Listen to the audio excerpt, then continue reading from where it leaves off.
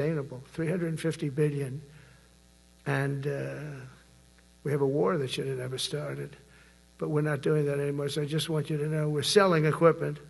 Our people are buying equipment. They are buying the equipment at full price, a fair price.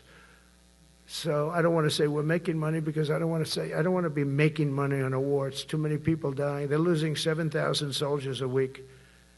A lot of them are Russian soldiers, but between the two countries, mostly soldiers, by the way. Sometimes, in Kiev, they'll lob a missile in or some drones in, kill some people. But mostly it's soldiers. Russia and Ukraine are losing 7,000 souls. And, they're not American. They're not us. They're not you. We have a special obligation. But they're soldiers. They're young people. They leave their parents. They wave goodbye. And then 2 days later, they're blown up so unnecessarily. And so that's the primary reason I want to get it done. We got to get it done. It's crazy what's going on. That's the worst war that there's been since World War II. The number of soldiers that are being killed there is just crazy. From 5,000 to 7,000 soldiers die a week. Think of that. So I think we'll get that done. But that's turned out to be the toughest one. I'm so disappointed in President Putin. I thought he would get this thing over with. He should have had that war done in a week. And I said to him, you don't look good. You're 4 years fighting a war that should have taken a week. Are you a paper tiger? And it's a shame. But I think eventually we'll get that one done, just like in theory, I want to knock on wood, because you never know. It's like we're going to have the Middle East done, which is actually a much harder thing to do. I mean, thousands of years. But we have to get that war done. So now just think of it, we're a dead country. I was with the King of Saudi Arabia, a great guy. I was with the Emir of Qatar.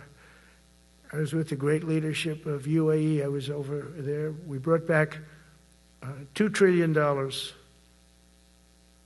and more.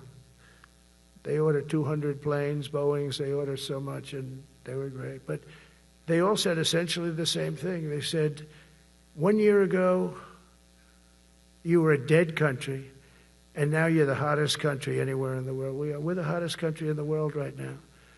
The absolute hottest country in the world. There's nobody even close. Putin said that to me. We met in Alaska, had a good meeting. Then he went back and started sending drones into Kiev. I thought we had a good meeting. But it's one of those things. But we were a dead country a year ago. And now we're the hottest country anywhere in the world. Think of that. You can be proud of that. And you must have felt like hell when you have a wife or a husband at home, and you used to read the numbers that we can't get people to join the Army, Navy, Air Force, Marines, Coast Guard. You must have felt like, I have a job that nobody wants. That doesn't feel good. Well, now you have a job that is brimming over with people wanting it.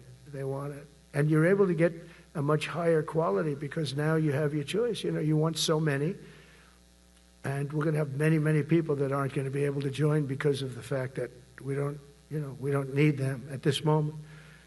But think of it, what a difference that is from, I could just imagine 2 years ago, you're reading front page articles in the New York Times, of course, and Wall Street Journal. They always give us unfair stories. But they played it so big. They were playing it so big.